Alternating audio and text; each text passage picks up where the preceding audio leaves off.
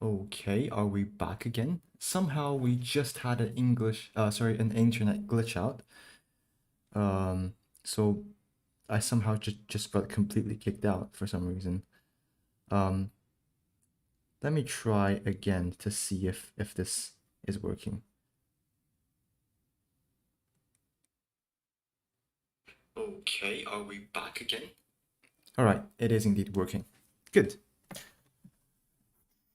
Okay, let's go back to the video in order. So just now we did drawing basic shapes, and now let's move on to drawing polygons and stars. The two other shapes that we can concern ourselves with here. So I'll select the polygon tool to start off with. Now polygons are always drawn from the center outwards. And if I click and drag, now without releasing, because once you have stopped drawing, there's another way to change the number of sides, but without releasing, if I use the up arrow here and the down arrow, point just round off the corners. And one allows you to change the number of sides.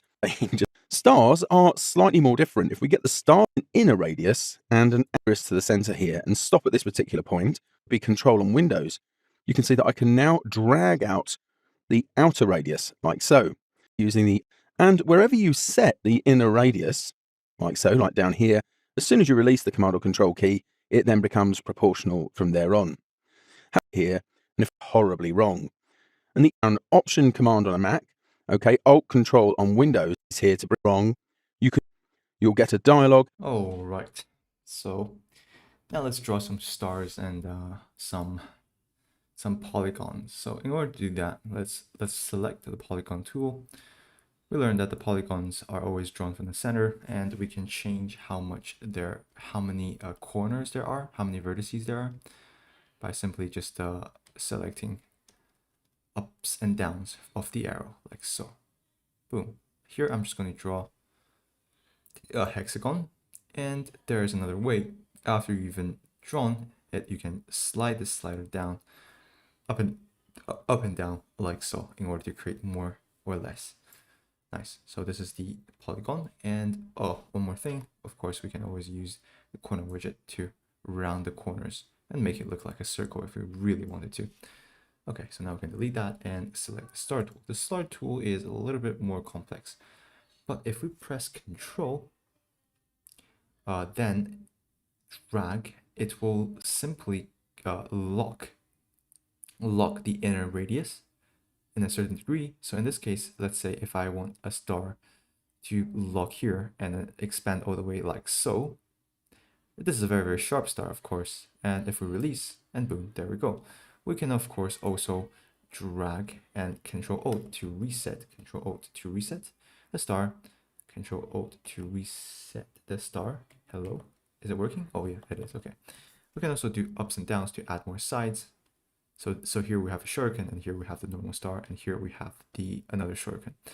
Okay, so let's just do this, and let's just make it a very, very sharp shuriken here. Isn't that cool?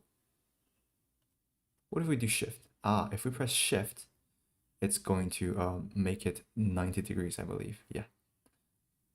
Oh, look, this is very, very weird. It's very, very wobbly. I don't like this. Okay, but now if we just do this, okay, that's nice. We can, of course, zoom back in as well. Boom. Okay, nice. And you can enter the different numeric values here. Okay, so for example, if I went radius, the line family of tools are another set which are very, very handy to know about because they can help you to draw a lot of things really, really quickly. Now, if you're watching this sequentially, in the previous two movies, we were looking at the various different shape tools. I'm going to close that tray out, which if you were working along with me, you probably had open as well. And then I'm going to tap backslash on my keyboard, which will locate the line segment tool for you. And then if you long press on that, you'll see the whole family there. And what you can do is go to that right-hand edge to confirm. Down at the bottom here, we can navigate between artboards, and we should be showing art drawn. Okay, go to this door from the center here to draw and click and drag upwards, and you'll start to draw an arc like so. If I go to the center to straight, and you'll start to draw in. So on to the next tool here. All right, so you can see 8 of All right, so in this episode, drawing with the line tools, we're going to construct a straight line, a curved line, and a Fibonacci spiral, or just a normal spiral. Okay, so let's do that. Line tools, boom. Let's go to the first artboard, lines, and we can close this out. So let's press the backslash, or is it the forward slash? I really can't remember, but the line tool is the backslash. So why is this not working? Hello, I did press the backslash.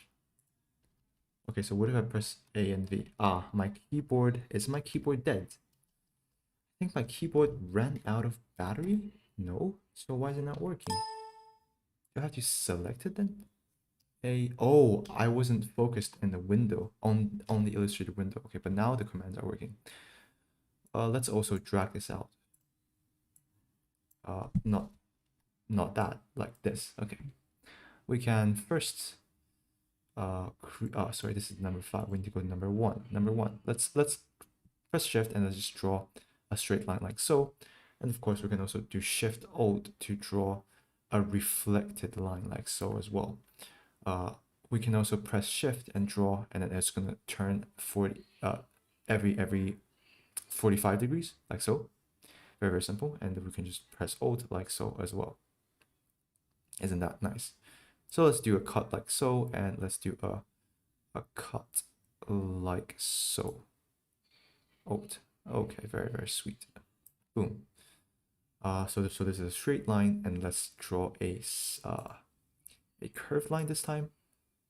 In order to draw a curved line, so if we press shift, it's always going to be 45 degrees. Yeah, very, very straightforward, isn't it? It's always going to be very curved. If we press flip, then this happens. So if we don't press shift, then it's always going to be very, very weird. But if we press shift, then the other point will always be diagonal, straight 45 degrees from the original center. Of course, that is relative to the XY axis. Nice. Now we can go to the second one. Arcs. Sorry, we have to go to. Sorry, wait. This is the arcs. We have to draw the arcs here. I should remove the arcs in the first artboard. Let's flip this. Oh, we need to, if we want to flip, we have to actually flip while we're holding it down. Okay, now that's very, very nice.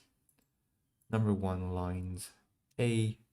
We're just going to select the arc. Wait a second, what happened there?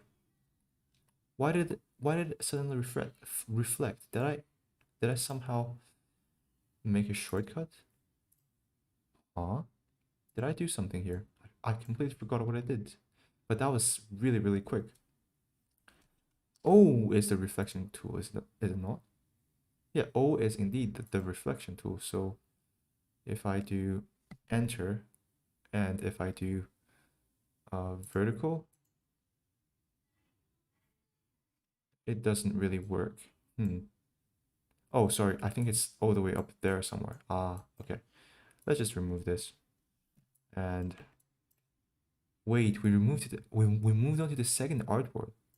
Ah, if I press left and right, how do we quickly go from left and right? Do I just do this? Nope. Okay, never mind. Sorry about that. Anyways, we learned how to draw arc, and now let's go to spirals. Spiral over here. We can of course draw like this. We can do shift as well. We can do space as well, and then we can hold and then increase the spiral or decrease the spiral, or we can do control drag. That's the decay rate, and we can also press R to reverse. Nice. I really like this. So let's just do control, decrease the decay rate. So if we drag outwards, that increases the decay rate, and that decreases the decay rate. And if we drag inwards, and dragging outwards increases the decay rate, and dragging inwards decreases the decay rate because these circles aren't going in very, very quickly. Okay.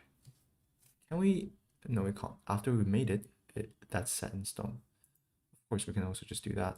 Very nice. So I'm running out of saliva here. I can't keep talking. Continuing our investigation of the line family of tools to wrap up this chapter, there are two tools here, the rectangular and polar grid tools, that I use all the time. They are really, really useful for a lot of the work I do. Now, in the file that I'm using here, I am simply going to go to Artboard 4 for the rectangular set and use Command 0 to zoom in on that. And then I'll pick up the rectangular grid tool. Now, bear in mind, stroke, up arrow key, to the file. If I use my down arrow, I'll end up with less outwards and a whole bunch of. Nice. So we've got concentric circles and we've got grids. Let's quickly just move on to the next artboard. And let's draw from left to right. We can also start from the center as well. If we start from the center, we have to press Alt. And we press Shift, then it's always a square grid. And if we release Shift, then it can indeed move to the other part, like so. Wait, what? Oh, I think I need to first release my mouse instead of releasing my keyboard. Boom, there we go. Right, and of course we can also, while we're drawing, I don't have the reach. Sorry, I do have the reach. We can do Alt and we can increase the vertical and horizontal lines by adjusting it like so. Isn't that nice? Let's move on to the next artboard and create our concentric circles. So of course we have to press Alt and maybe Shift as well. We can then press up and down to increase the inner circles, and we can press left and right to either have 1 line, 2 lines, 3 lines, 4 lines. And these are the radial dividers. Okay, very, very nice name. And ups and downs. These are the concentric circles. Okay, nice. So let's just do that. Boom. I don't know how to rotate this. Can I rotate it? No, I cannot rotate it. So it's always going to be upright. Okay. Number 5. We are already 1 hour in, I believe. 45 minutes in, and we finished chapter 4. So we're behind in time, but we'll see. Illustrator documents support only 2 color models for output, RGB and CMYK. If you hold down Command or Control and tap N for the new document dialog, we're not going to make anything new, just use this just for a moment, you can see here the color modes RGB and CMYK. You can close out of that because you don't need it. Now, another way you can tell if you're in and on, and you can switch between the two. Down here in document color mode, you can see vice versa. However, don't color model your tab at the top. It can tell you what color because you don't need it. And our tab at the top model here in document color mode, you can see that because the CMYK color space is nowhere near as big as the RGB workspace. So although it only supports 2 color models for output, it supports several more for creating color. I'm going to go to the color panel over on the left-hand side and click. You're going to drag that out and close the options here. Now, because I'm in an RGB document, then I can mix my colors as RGB colors. That makes perfect sense. Use a different color, okay, and then drag that color onto this object. I don't have to make a swatch if I don't want to. Okay, but say I wanted a darker tone. There's a color model that allows you to change the brightness that to HSB, and here I could perhaps change the brightness value, for example, or how saturated the color was. I could make it more wanted to, okay, and change that to a tone. The color was. I could make it more saturated and hue just a little bit here. I could switch out to grayscale if I wanted to, okay, and change that to a tone of gray. And I could go into the CMYK space and mix my colors based on ink. And there we go. So those are the color models that are supported here in Illustrator. Which you use will depend entirely. My memory is a bit hazy on this. So it is indeed very, very good to rewatch this information, to rewatch all of this learned information. But we are done. We're done with chapter number 4. So let's just open the folders for chapter number 5. So let's Control O to open up the files. Chapter number 5, open that. Thank you. And let's close this. Okay. We don't want to draw any dividers, so let's just select V and let's go to Bilbo.ai. Let's select this one and go to the color panel. Drag this out like what Mr. Toner did. Show more options, and as you can see here, we have indeed the RGB color space. Let's make this a little bit purple. How about this? Yeah, now this looks very, very nice. We can then go to HSB. So if I just hit Alt H. Wait a minute. Where is that? Control H.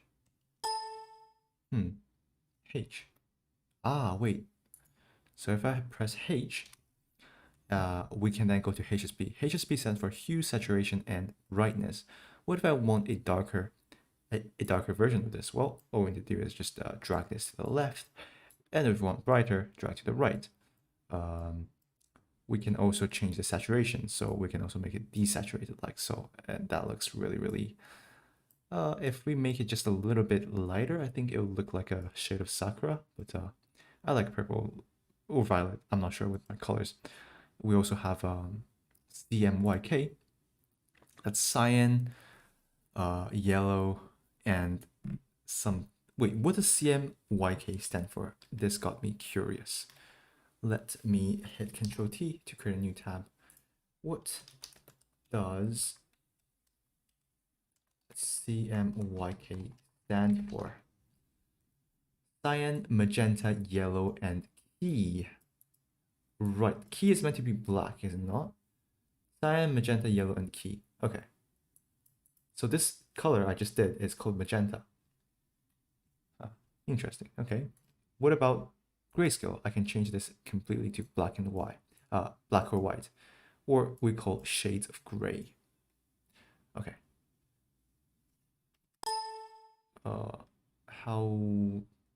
What did I do?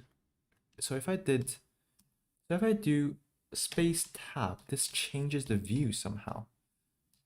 So if I do space tab, it hides all of them, all of my workspace stuff. That's the first thing. Let's just reset our workspace here because we don't want any trouble. And let's Control W and return back to the document. So I'm staying in the same document here, which is just here. And one last thing, we can of course switch the document color file type by going to my settings, sorry, by going to file, document color mode, and CMYK color. We can definitely do that. So no worries if you didn't select the correct document color mode at the start, because you can always change it midway.